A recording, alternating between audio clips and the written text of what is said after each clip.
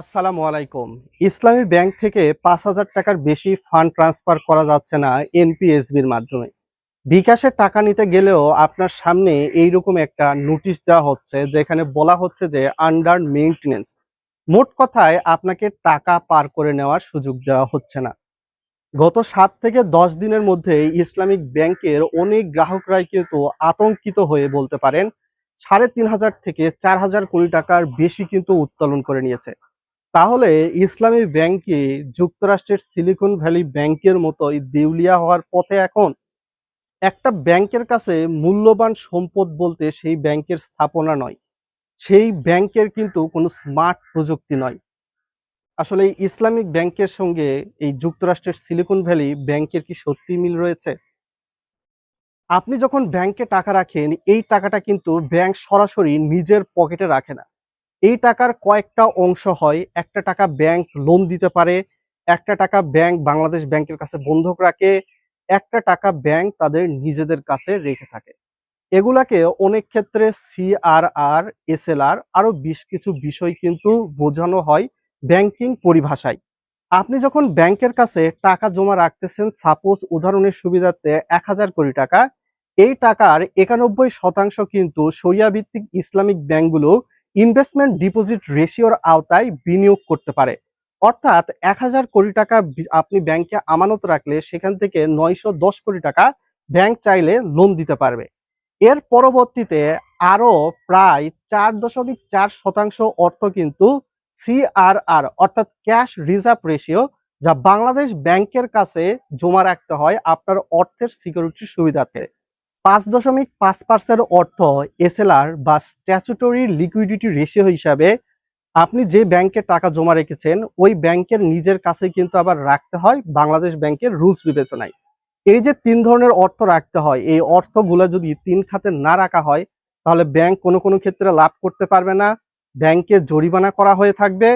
কেননা বিভিন্ন গবেষণায় এবং ব্যাংকিং নিয়মে দেখা গিয়েছে একজন গ্রাহক যখন ব্যাংকে আমানত রাখে, সেই আমানতের ফুল অর্থ একসাথে গ্রাহকরা কখনোই উত্তোলন করে না।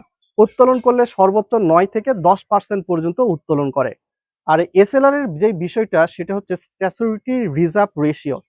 আপনার এই টাকাটা আপনি যে ব্যাংকে টাকা জমা রেখেছেন, সাপোজ ইসলামিক ব্যাংকে রেখেছেন, এই টাকাটা ব্যাংক কিন্তু আবার স্বর্ণে বা কোথাও ইনভেস্টমেন্ট করে রাখে বা তাদের কাছে নিজেই লিকুইডিটি হিসাবে রেখে থাকে। তো এখন মূল কথা হচ্ছে একটা ব্যাংকের আস্থা এবং সুশাসন একটা ব্যাংকের মূল গুরুত্বপূর্ণ বিষয়। এই ২ টা যদি থাকে, ব্যাংক সামনের দিকে এগিয়ে যাবে। একসাথে আপনি যখন টাকা উত্তোলন করতে যাবেন, বাংলাদেশ কেন, পৃথিবীর কোনো ব্যাংকই আপনাকে সকল টাকা একসাথে দিতে পারবে না। আতঙ্কিত হয়ে যারা অর্থ উত্তোলন করতে যাচ্ছেন ইসলামী ব্যাংকে বা পৃথিবীর যেই ব্যাংকেই যান, বাংলাদেশের যেই ব্যাংকেই যান, সেই ব্যাংকের অবস্থা কিন্তু যুক্তরাষ্ট্রের সিলিকন ভ্যালি যে ব্যাংকটা ছিল ২০০৮ সালে কিন্তু গ্রাহকরা আতঙ্কিত হয়ে টাকা উত্তোলন করে নিয়েছিল। যার কারণে যুক্তরাষ্ট্রের সিলিকন ভ্যালি ব্যাংকটা কিন্তু দেউলিয়ার মধ্যে পড়ে গিয়েছিল। সরকারকে সর্বশেষ বা যুক্তরাষ্ট্রের যে ফেডারেল ব্যাংক রয়েছে, মূল প্রধান ব্যাংক, তাদেরকেও কিন্তু গ্রাহকদের যে অর্থটা রয়েছে সেটা দিয়ে ব্যাংকটাকে বন্ধ করে দিতে হয়েছে। আদারওয়াইজ অন্যান্য ব্যাংকের উপর এর প্রভাব পড়তো। সো আতঙ্কিত হয়ে টাকা উত্তোলন করতে যাবেন না। আপনি সোশ্যাল মিডিয়ায় দেখতেছেন অনলাইনে ফান্ড ট্রান্সফারের লিমিট কমিয়ে দিয়েছে। কেননা গত ৫ থেকে ৭ দিনের মধ্যে ৪,০০০ কোটি টাকা উত্তোলন গ্রাহক শুধুমাত্র আতঙ্কে উত্তোলন করেছে। আগের ৫ টা ব্যাংক যেগুলো ছিল ইসলামিক শরিয়া ভিত্তিক, ওগুলার মতো কিন্তু ইসলামী ব্যাংক বাংলাদেশের প্রেক্ষাপট না। ইসলামী ব্যাংক কিন্তু অর্থনীতিতে নাম্বার ১ একটা গাছ হিসাবে ভূমিকা রাখে। এই গাছ যদি ড্রপ আউট করে, তাহলে কিন্তু বাংলাদেশের অর্থনীতির প্রায় ৭০% ধসে যেতে পারে। ৬০ থেকে ৭০%।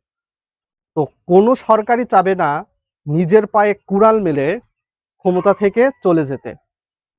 তো আশা করি বিষয়টা আপনাদেরকে একটু হলেও বোঝাতে সক্ষম হয়েছি। একসাথে সকল গ্রাহক যদি উত্তোলন করে, অনেকে আতঙ্কিত হয়ে উত্তোলন করতেছে। আপনি প্রয়োজনের কারণে ২ লক্ষ টাকা উত্তোলন করতে গিয়েছেন। ব্যাংক কিন্তু তখন ২ লক্ষ টাকা দিতে পারতেছে না। অন্যান্য গ্রাহক যেরকম আতঙ্কিত হয়ে আসতেছে, ব্যাংক মনে করতেছে আপনিও আতঙ্কিত হয়ে ব্যাংকের গোড়দুরায় এসেছেন টাকা উত্তোলনের জন্য। বিষয়গুলা একটু মাইন্ডসেট দিয়ে ভাবতে হবে।